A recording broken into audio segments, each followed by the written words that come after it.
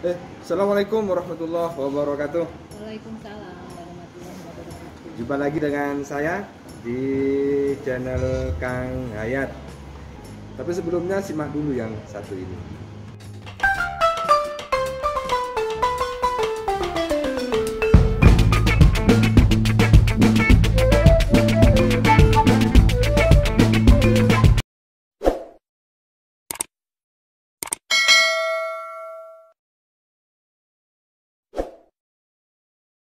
Betul. Dan kalau boleh saya tambahkan adalah surveinya itu, Pak ya. Survei tahun berapa itu? Terbaru Pak ya. Oke, terbaru tahun 2020. Oke. Sebelum-sebelumnya cuma 20% loh Pak.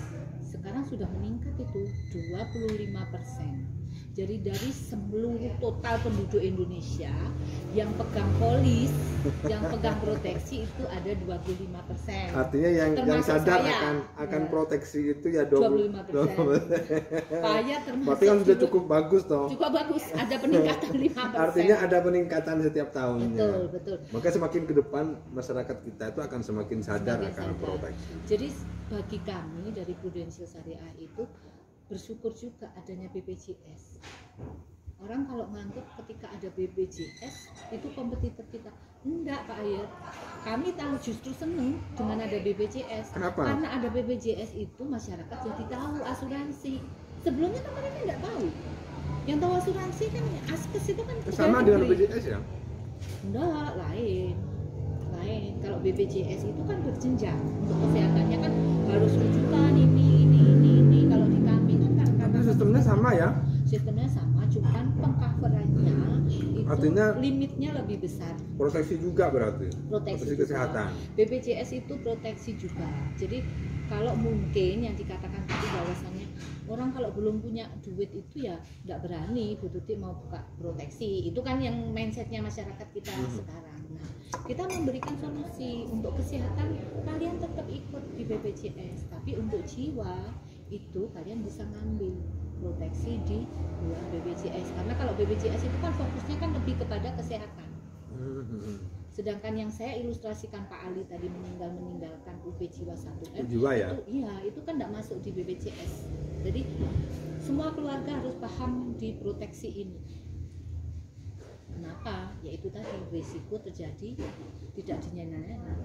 Sekarang pun ada pandemik, tidak ada orang tahu. Ya. Tidak ada orang tahu. Itu yang kemudian bagaimana masyarakat kita, terutama saya, itu harus sadar akan adanya proteksi yang mungkin karena misalnya seperti pandemi ini juga kita juga nggak pernah tahu tentang adanya pandemi ini. Betul. Maka resiko-resiko begitu harus bisa memiliki backup secara ekonomi atau keuangan untuk ketika terjadi hal-hal yang tidak diinginkan kita bisa tetap survive lah di dalam hidup. Oke, selain itu kira-kira berkaitan dengan yang berkaitan dengan investasi, terus bagaimana menjadikan uang itu bisa produktif lah kira-kira begitu. Selain misalnya seperti tadi proteksi kesehatan, proteksi jiwa juga kan penting juga untuk mengelola keuangan, terutama bagi teman-teman yang baru menikah atau punya anak satu atau punya anak dua. Ini kan juga penting untuk mengelola keuangan secara produktif. Bagi keluarga yang sudah menikah lama pun juga tidak ada telatnya. Oh gitu ya. Yang menikah tua juga sudah tidak apa-apa berarti ya. Oke. Tapi yang paling penting adalah itu karena mengelola keuangan itu juga. Saya sedikit mau flashback Pak Hayat ya. Saya belajar dari kenapa sih kita harus punya proteksi itu. Saya belajar dari keluarga saya sendiri. Gimana? Oh ya. Jadi saya belajar dari keluarga saya sendiri. Mungkin Pak Hayat juga bisa memahami orang tuanya ya. Orang tua kita di zaman dahulu itu, bapak saya kan petani. Sama, saya juga petani. Sama ya Pak ya. Jadi dia berusaha keras mati-matian pulang supaya anaknya kuliah, supaya anaknya jadi pegawai. Sama Dan sekali. itu semua harapan orang tua deh kayaknya. Semua. Tidak hanya anaknya petani. Semua. Nah, Cuman yang tidak dipahami mungkin kan karena saya sekarang berkecimpung di dunia proteksi finansial konsultan, jadi saya paham, oh iya benar juga ya, kenapa penting ya, karena itu saya melihat bapak sama ibu saya ketika dulu muda punya anak 4, hidupnya habis-habisan untuk mensupport anaknya tanpa ada yang namanya investasi atau menabung. Hidupnya total penghasilannya untuk anak-anaknya. Ketika di masa tua, dari anak-anaknya itu kan ya pasti ada yang mampu, ada yang enggak. Jalannya orang beda-beda. Jalannya orang beda. Walaupun dari orang tua yang sama. Betul itu. Ketika orang tua menggantungkan hidupnya ke anak, kalau masih bejo anaknya sukses. Kalau enggak sukses kan ibaratnya jadi orang tua sudah mati-matian di masa mudanya bekerja tanpa memikirkan hari tua. Ketika di hari tua ada 2 loh, anaknya mampu tapi enggak ngerti, bisa jadi anaknya memang enggak mampu. Tapi ketika dari awal kita yang muda-muda ini sudah sadar akan asuransi, sadar akan proteksi, sadar akan menabung, ketika di hari tua kita tidak perlu yang namanya jaga nih anak, untuk melu anak, sudah tidak ada kata-kata. Nah, dari pengalaman itu kan mesti Bu Tuti punya tips dan trik dong, bagaimana mengelola keuangan itu agar produktif dan bisa menjamin anak-anaknya nanti sampai mendapatkan pendidikan yang layak, sampai menjadi sukses lah. Intinya Pak Ayat, tadi yang saya katakan, yang saya ilustrasikan yang Pak Ali usia 40 tahun dengan menyisihkan 1 juta, dia kan akan mendapatkan manfaat proteksi jiwa sebesar 1 M. Kalaupun dia tidak meninggal Pak Ali di masa kontrak itu 20 tahun kemudian otomatis Pak Ali hidup usianya jadi 60 tahun. Secara ekonomi anak-anaknya kan tidak tergantung. Paham ya Pak? Ya, jadi kenapa sih kita harus beli asuransi ketika anak-anak kita masih dalam masa kuliah, dari mulai sekolah sampai kuliah? Kenapa? Karena ya itu tadi, kalau dalam perjalanan dia sekolah, si pencari nafkah ini terjadi resiko meninggal, anak tidak akan putus sekolah, anak tidak akan putus kuliah. Sudah terjamin soalnya ya, sudah diasuransikan. Itu loh benar. Lah, seumpamanya Pak Ali ini hidup sampai 20 tahun kemudian di usia 60 seger, sehat walafiat, ya itu memang doanya semua orang panjang umur. Ketika dia sudah usia 60, uang kontribusinya yang dia setor di asuransi tadi full kembali 100%. Dikembalikan lagi kepada Pak Ali itu ya. Jadi ketika dia 1 juta per bulan kontribusinya, maka kalau 1 tahun 12 juta. Kalau 10 tahun dia kontrak menabungnya kan 10 tahun. Berarti dia akan terima 120 juta.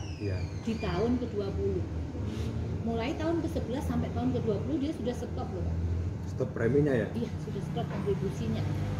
Jadi dia akan menerima di usia 60, dia sudah ada tuh yang namanya tabungan 120 juta plus 10% bagi hasil 12 juta. Otomatis dia sudah punya safety 132 juta.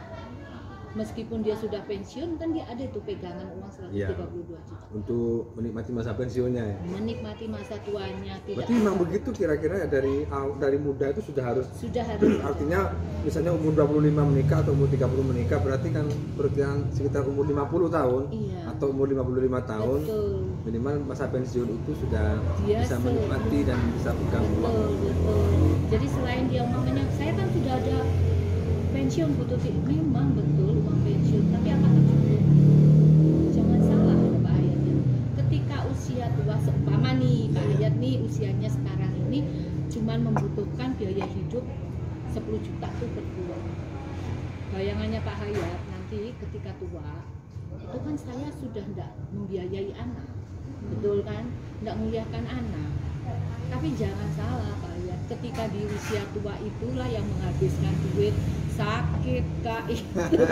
Iya, yang risiko tadi berarti ya. Iya, tapi kan masih tercover tuh risikonya kalau misalnya. Ya masih tercover kalau yang sadar. Iya, kalau yang tidak sadar berarti yang tidak sadar tercover itu tadi. Maka harus segera sadar ya. Segera sadar. Harus segera insaf berarti. Makanya yang namanya produk proteksi itu bukan untuk kepentingan si agen, Pak ya. Ini kadang-kadang mindsetnya orang. Iya, karena memang yang terjadi itu memang banyak pemahaman yang keliru, baik dari masyarakat secara umum atau dari kita sendiri. Ya. Karena kenapa itu terjadi atau kenapa mindset itu bisa terbentuk? Itu kan karena dari sesuatu yang pernah terjadi. Betul. Atau sering terjadi atau bahkan banyak terjadi sehingga itu menciptakan sebuah mindset yang kemudian ya diaminkan oleh banyak orang. Nah, kalau dari kami ya itu tadi saya kenali diri kami lebih dalam, seperti apa sih Prudential Syariah, backgroundnya seperti apa, masalah apa enggak, itu penting. Oke. Terima kasih Bu Tuti atas inspirasinya, mungkin ilmunya, karena memang literasi keuangan itu menjadi hal yang urgent ketika terjadi masa-masa seperti hari ini. Karena memang ya masa pandemi COVID-19 ini kan kita nggak pernah tahu, termasuk dunia pun tidak akan pernah tahu adanya pandemi COVID-19 ini, sehingga secara keseluruhan proteksi keuangan itu akan membantu atau membackup keuangan keluarga ketika terjadi seperti ini, sehingga ya kita memiliki simpanan, ketika kita memiliki persiapan ketika sudah terjadi hal-hal yang tidak kita ingin. Semoga bermanfaat. Terima kasih. Assalamualaikum warahmatullahi wabarakatuh. Terima kasih Bu Tuti. Sukses terus ya. Amin.